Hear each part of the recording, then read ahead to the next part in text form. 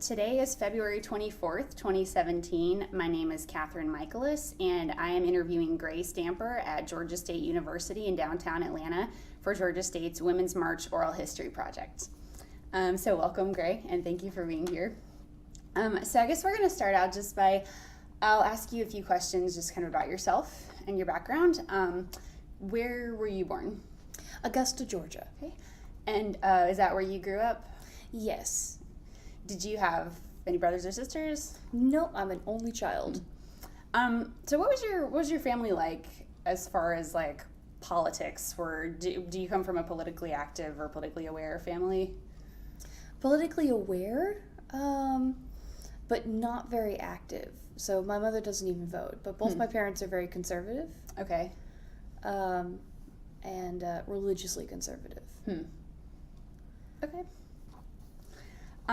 So as far as the Women's March is concerned, why did you decide to go participate in the march? I had been thinking about being involved politically in activist organizations here in Atlanta for a while. And then after the election, it became obvious that we need as many people involved as possible. So I went to go see what groups were doing work and see if I could meet anyone. So did you attend the march with a specific group, with an organized group? I don't think so. I found out about it through Stand Up for Racial Justice. But they're more of an organization of finding people who want to be active and connecting them with groups who are active, and then educating them on how to be good protesters and good allies. But I pretty much just hopped on a MARTA train, arrived in downtown, and started marching with people. Okay, so you went down there by yourself? Yeah. You took MARTA? Mm-hmm. What was that like? That was crazy because I went to my home MARTA station, or at least the one that's closest to me with parking, and it was totally full. Is that Avondale? No, it was, I should have parked at Avondale, you're right.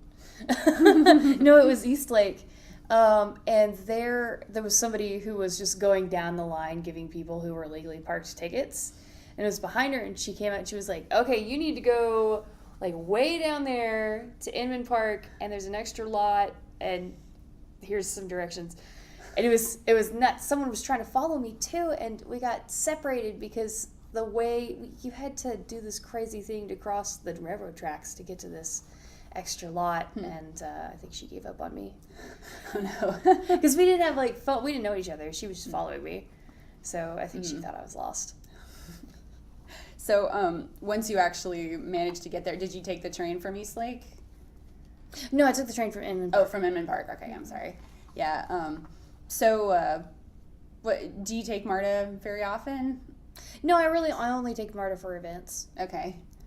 And it was actually at 3, and we'd arranged to meet at 1, and I was thinking, no one's going to be there.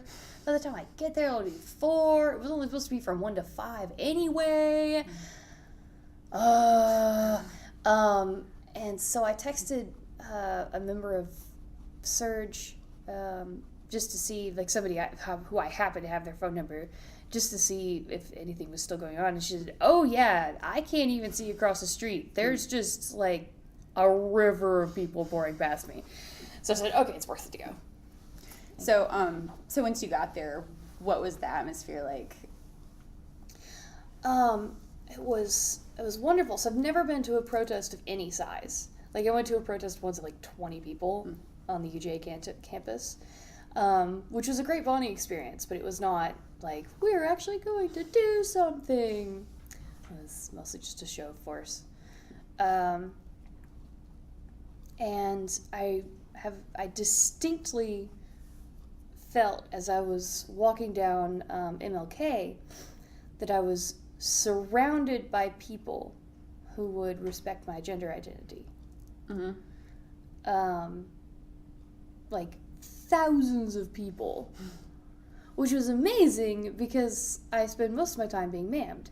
And I was walking by myself with like personal space because I didn't have anybody with me, and just getting emotional, just walking down the street like I can't cry in the middle of a march. Mm-hmm. I can't do this right now. So that was really, I think that was really the most emotional high point for me of the march. Did you do anything at the march? Did you wear anything or carry any signs or anything to try and identify yourself? No, I made a sign at a sign making party for Surge like a week before. And because I wasn't there at one, I don't know where my sign went. So someone had my sign. Mm. Yeah, I know. I saw a lot of signs get rained on and ruined before the march even really started. So, so did you, as you were marching, did you talk to anybody else who was there? Did you meet anyone? Yeah, I grabbed a couple of people and asked them what their signs were about. There was someone who was marching for it was a daughter of a friend who had a particular kind of cancer, and they were concerned about the ACA being repealed. Mm-hmm. So he said he was marching for, I think, Clara and kids like her. But for the most part, people were marching with whom they'd come with, so they were all talking to each other. Mm-hmm. So I pretty much was just there by myself. Okay. And so I know, you said that you were sort of concerned about after the election, just about things in general, but is there anything specific? What are the things that are most important to you as far as motivating you to participate? So immediately after the election, at 4 in the morning, I was concerned about my marriage, because I'm married to a woman. According to the state of Georgia, I'm gay. So that was my first concern, actually, is that those would just all be instantly annulled. I was also really concerned about the rhetoric surrounding immigrants. A lot of it is I could not believe just the way we were giving, not we, but the way platforms were being given to people who were utterly reprehensible post the election. Because there is no way in hell that if he'd lost, that white supremacists would be being interviewed by Salon. That's just, no. That wouldn't happen. It would have been okay, great, go back to your little hills in Montana, we'll see you in 4 years. And all of these cockroaches came out of the woodwork that all wanted attention for being horrible people. And they all got it from really respectable news outlets. Which in one way is good, because there was a lot of people who had a complete revelation, but there was a lot of other people who've been yeah, they've been here. That's I don't know how you missed it.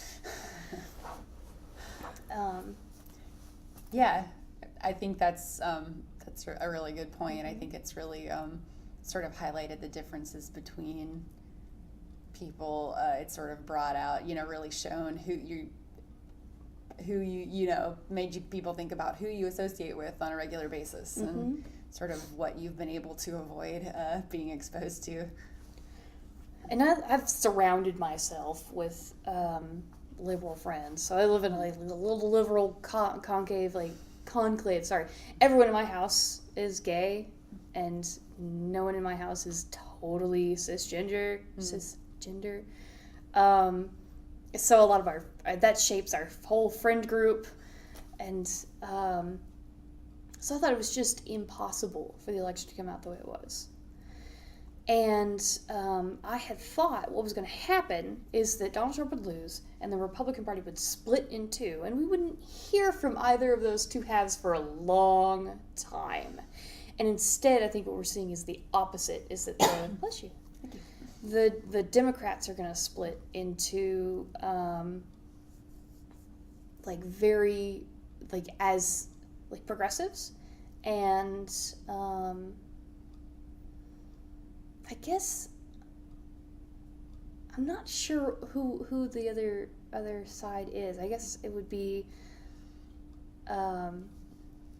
whoever is doing the tone policing. Just more establishment kind of. I guess so. I'm not sure. I don't know. I'll put it this way. I don't personally know anybody who votes Democrat who also is telling anyone, like, ooh, you need to not be so angry. I do. Oh, shoot. So is that what you mean by tone policing? Yes. So it's the idea, like, the friend I just thought of, actually says she supports Black Lives Matter, but then she'll say, but I don't think they should block the street. And it's like, they shouldn't block the street, or maybe we shouldn't be shooting black people. And it's like, it's your dot. You cannot equivocate. What is the word I'm looking for? You cannot say they're the same. Mm-hmm. And so there's, I think what's probably going to happen is the people who are saying, we will slowly approach a humanist perspective, are going to split with those who are saying, like, you need to respect my rights as a human now. Just because a loss stresses everyone out. Mm-hmm.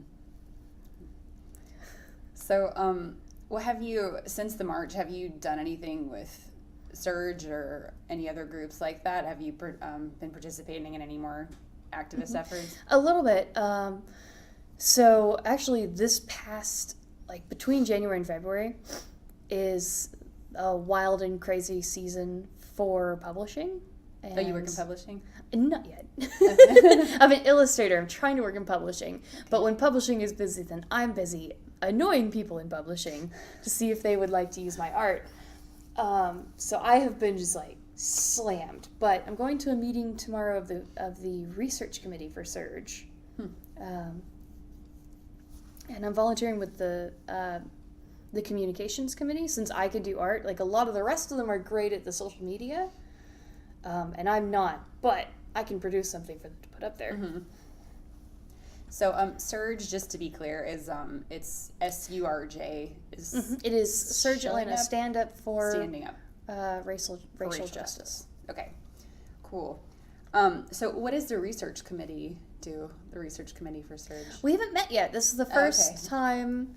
Like, they met in December, and 50 billion people showed up. I don't know. It must have been about 200, and the room was only fit for, like 100 at most.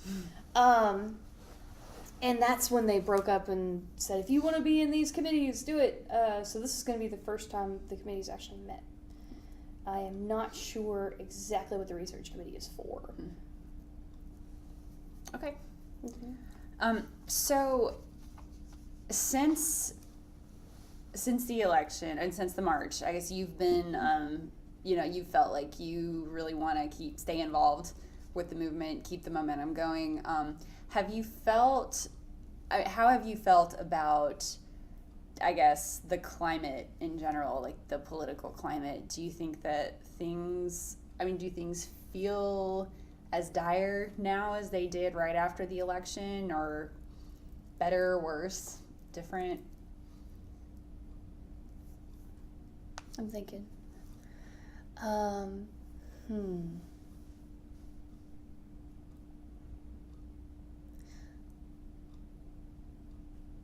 I would say they feel less dire on the outside. Like, the panic that took over the political left has really died down. But I think it's because a lot of the energy for it, like, you can't be in a panic state forever. But I don't feel like what we're doing is any less dire. In fact, every day I wake up and I check my news feed. I'm just like, what happened yesterday? And it's always a relief when nothing happened yesterday. Yeah, a war didn't start while you were asleep. Almost. With who? You know, it's just crazy. But I still feel that there's a dire need to get involved. Like, that is on my list of things I think about every day. It's like job, art. Oh yeah, when are we having the next search meeting? Is there another march that's happening this weekend? Is there, I think, oh yeah, or it's, let me check my Congress app to see what reprehensible thing they posted today and call people. Yeah. I am intending that Purdue and Isaacson will know my name when they hear it on the message machine and go, oh no, not this person again. Have you been calling them? Mm-hmm. What specific issues have you been calling them? We called them about Betsy DeVos, which didn't work out. We called them about HR 7. Did you hear about that one?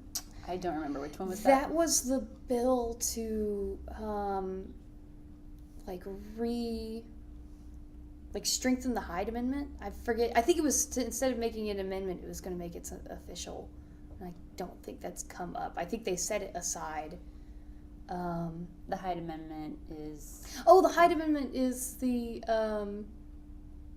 amendment that no federal funds can be used for abortion. Oh, okay. And this one was going to be saying no federal funds can be used for insurance companies that provide coverage for abortion services anywhere. Okay. So, like, if MetLife offered something through Obamacare, they couldn't offer abortions to the insurance they give to private citizens not through Obamacare. Mm-hmm. I think is what it was, which is insane. Anyway, so that one got tabled, I think, because there was some concerns. Like, the House Democrats managed to be obnoxious enough that the Republicans gave up on it and set it aside. Okay. Is there anything else that you've been calling him about, or calling them? No, I haven't called about EPA yet.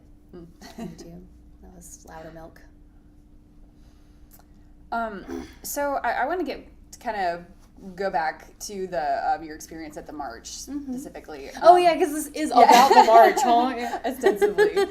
I mean, I think all the other stuff is important too. Well, we can come back to that later if you want. But so after you got to the march, she said you were marching by yourself, talking to people, meeting people. Did you see any signs that you particularly remember? People carrying signs that you liked? Yeah, my two favorite signs were "So Many Issues, Too Little" sign, and then someone had hand painted a monarch butterfly and it said "Migration is beautiful." Oh.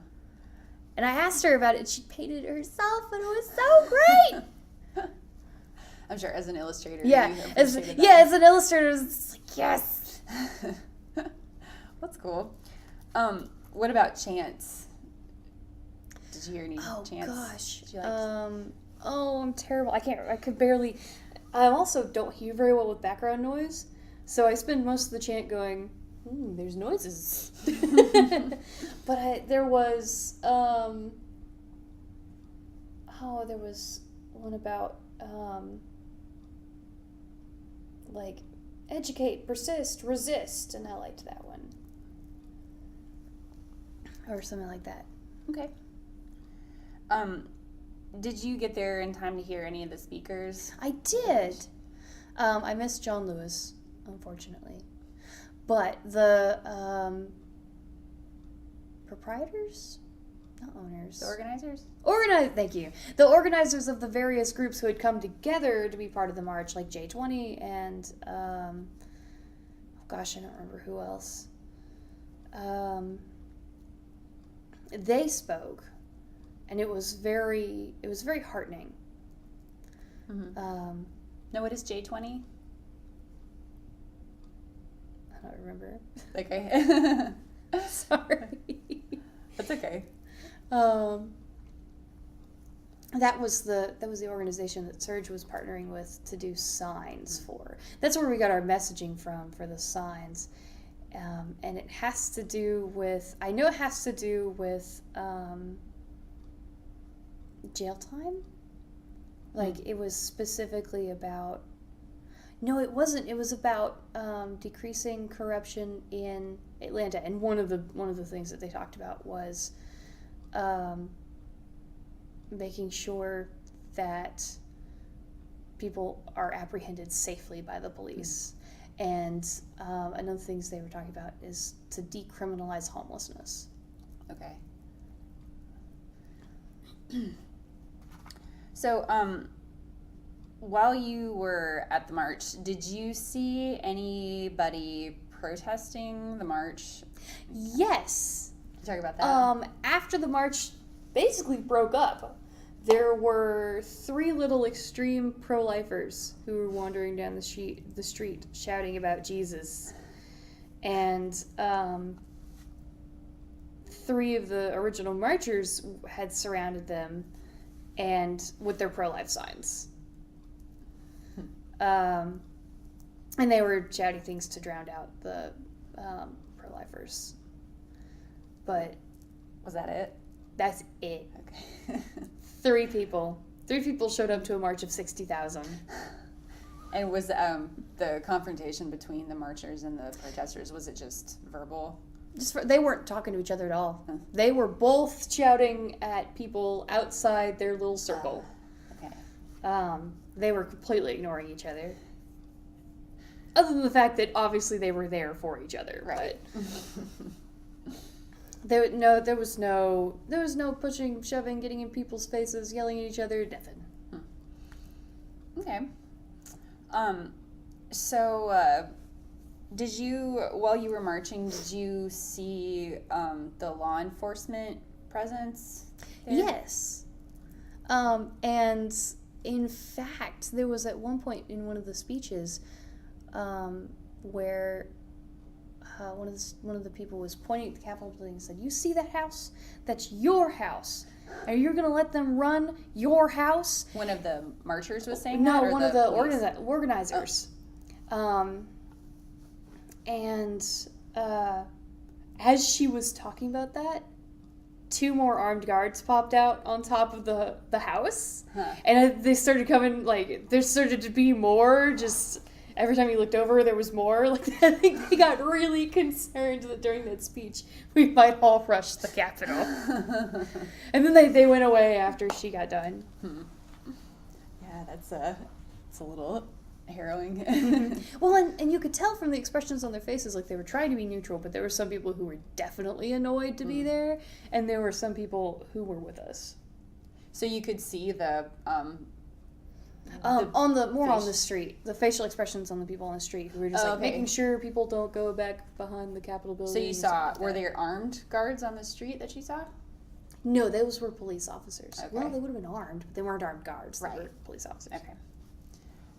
And did you, so that was at the Capitol at the end of the march.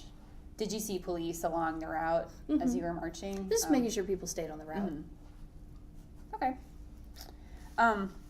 Did you pay attention to any of the coverage in the media after the coverage of the march?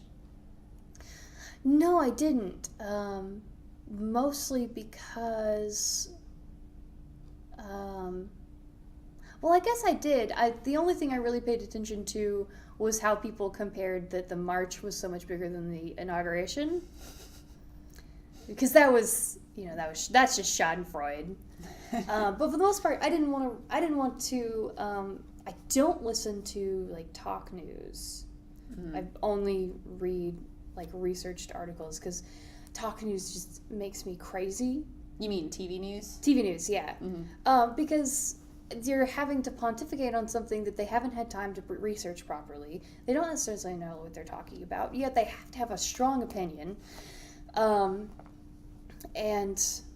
it just drives me up a wall, because it's like, I would much rather you sit down and write something informed than do this, than be entertaining. So I didn't follow any of the coverage, but also I didn't want to hear about, how we want to eat babies and, kill our husbands stuff. Right.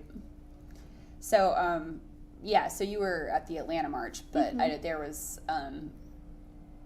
some coverage in local media about Atlanta, but also sort of like on the bigger scale, like the DC March and all the marches in general were really talked about a lot more. Where do you get your news in general? Do you have sites that you like, or? I actually, I have sites that I trust, but I actually customized my Google. I gave it search terms, and so when I open my phone, it'll say, here's some news stories you might like based on what you've been looking at. And reluctantly, I followed Trump just because I have to know what he's doing. But other than that, I have it following things that are going on in Atlanta and other political things. So I open my phone in the morning and get basically a newspaper of what's happening. And it's not like Facebook or anything. It's like I prefer Salon and Vox and CNN if I can. And for local stuff, the AJC. Yeah, they're pretty good. So, let's see. Sorry, I had a question in mind and then I forgot it. So, while you were at the march, was there anything about your experience there that surprised you? I was definitely surprised by the amount of people. There is something way different from hearing that tens of thousands of people marched and being in a march of tens of thousands of people where there's just people forever, as far as you can see, to like filling up the fences and capacity. It really seeing everyone there and being like, every single one of these people has an individual story. There are 60,000 stories here.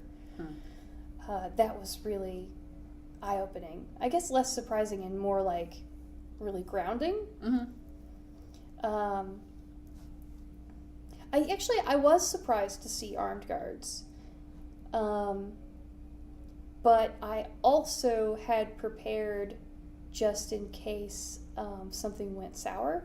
Like I wrote on my hand the name for the phone number of the lawyer who was supposed to help if surge members got arrested. So they had planned that out beforehand? Was it that? No, it wasn't that. I remember that I wrote a phone number. It was Laura's work number. Laura's my wife. I don't know. Was it? Yeah. Oh yeah, I wrote Laura ICE phone number, in case I bonked my head and passed out, and someone had to call my wife. Smart. Oh, and if you want to know, if your phone doesn't have it, but a fingerprint sensor, police can make you open your phone with a fingerprint sensor, but they cannot make you put in a code. Really? Right. That's very strange. I didn't know that. That is what Surge said. I haven't verified it, so I took my fingerprint sensor off before and haven't put it back on.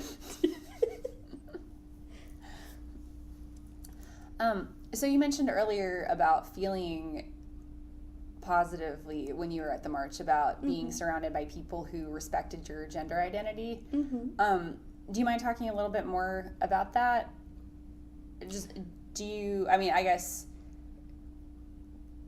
Were you ever in a position during the march to be identified as a certain gender or express your gender identity to anybody?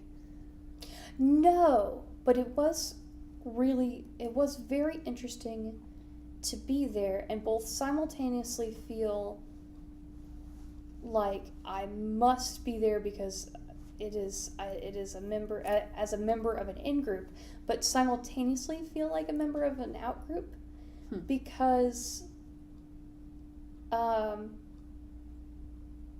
am not a woman, but still support abortion providers, and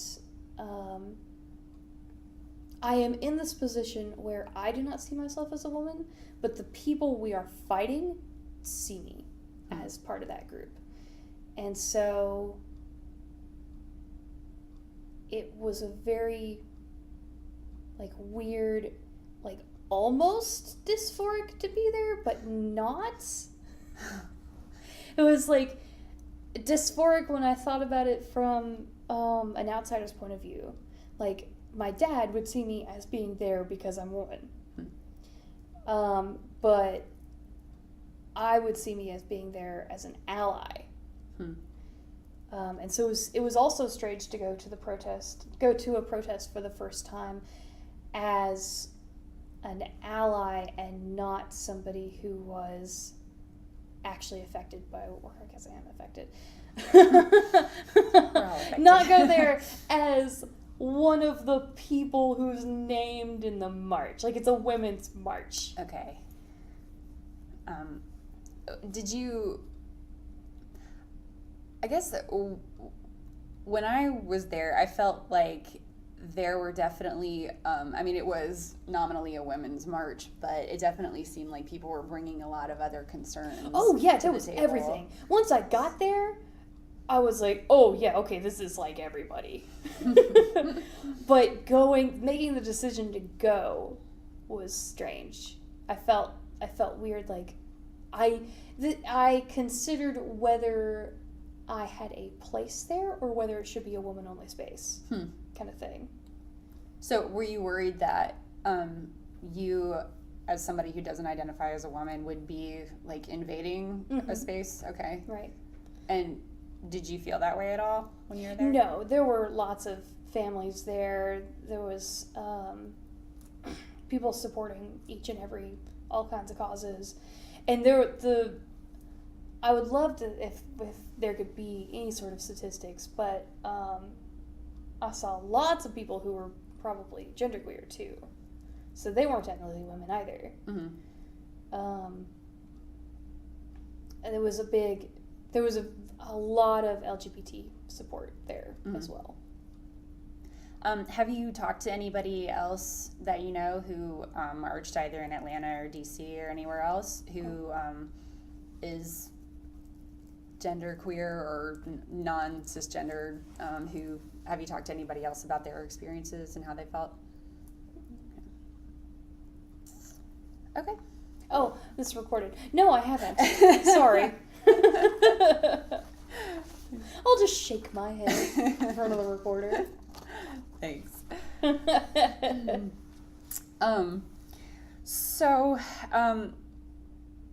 Is there anything that you know of right now that I know you're going to stay involved with Surge.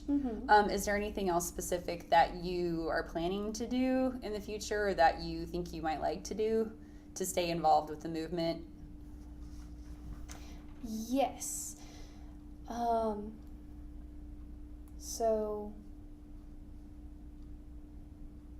I made a decision but haven't actually had time to research and look up on it to get more involved in the local LGBT communities here because I don't actually know that many people. As when I went to the march because they all had jobs on Saturday, but the great part about Surge is its whole purpose is to get you involved in other organizations. And I think it's a lot of the people who are doing it are also very involved in other organizations, so it is very slowly getting up off the ground. Okay, great. Is there anything that you haven't talked about yet, Or anything, if you have talked about it and you want to elaborate on it, anything that you're afraid of or especially worried about just with the administration? Anything you're worried about happening that hasn't happened yet? I am mostly concerned with the unknown. So I asked my wife, I think yesterday morning actually, for her to think about what would cause her to think we need to get visas to some other country. And because I had been thinking about that, and the only issue with that is that everything is on the table now. There is no situation where I can't go, no, that won't happen. So, like, now I have generalized anxiety disorder about, like, nuclear apocalypse.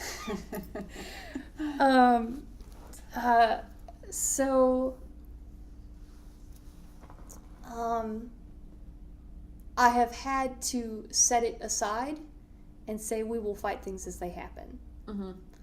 And while he can do a lot of damage in 4 years, dismantling an entire country might just be out of his reach. So we'll have to fight things as they come along and do what we can. Okay. So other than just sort of taking things one day at a time, or taking things as they come along, is there anything else that you've done to sort of coping strategies or self-care practices that you've been implementing in your life? I know it sounds crazy, but my self-care is actually staying informed. Mm-hmm. So I consume a lot of media about what's happening. So my wife's self-care, unfortunately, is nope, I don't want to hear about it. Don't tell me. So I have to do it like when she's not home. Or do it quietly on my phone and like not make noises, because you're reading and you go, ugh. And you can't do that because she'll go, what? And I'm like, you don't want to know. You really don't. Just like, no, what happened now? So the only way I can handle it is with more information. So I try and get as much information as I can. Mm-hmm. And if there's anything your wife needs to know, you can tell her. I do. We had to make a rule. No devastating real revelations at bedtime. Well, that sounds like a good strategy. It gives her nightmares. Oh. If I tell her that they're going to terminate the EPA before we go to bed. Well, do you have any, I guess, based on your experience at the march specifically and kind of with activism in general, do you have any advice for people who would be attending an event like the march for the first time?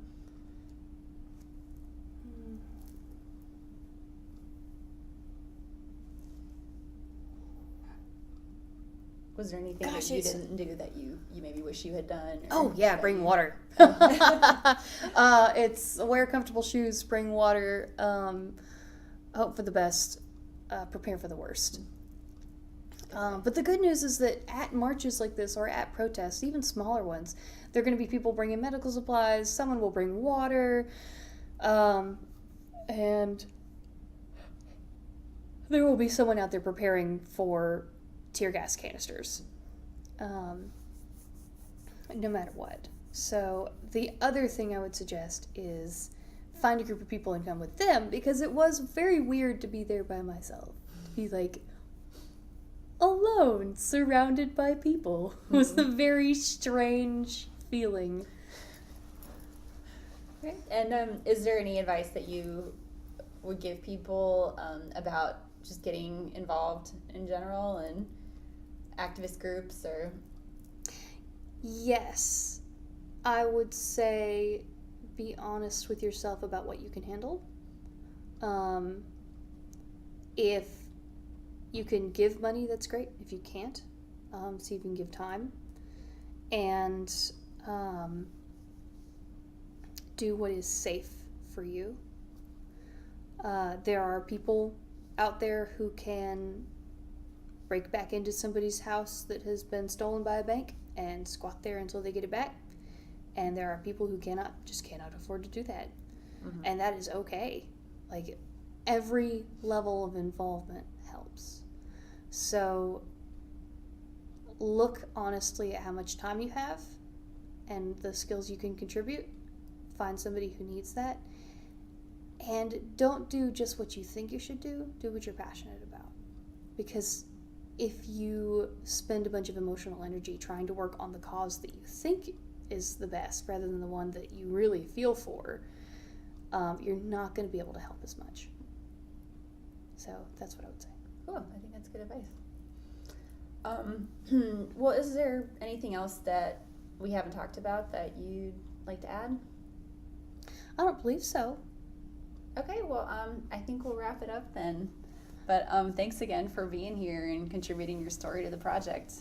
All right. Well, thanks for having me.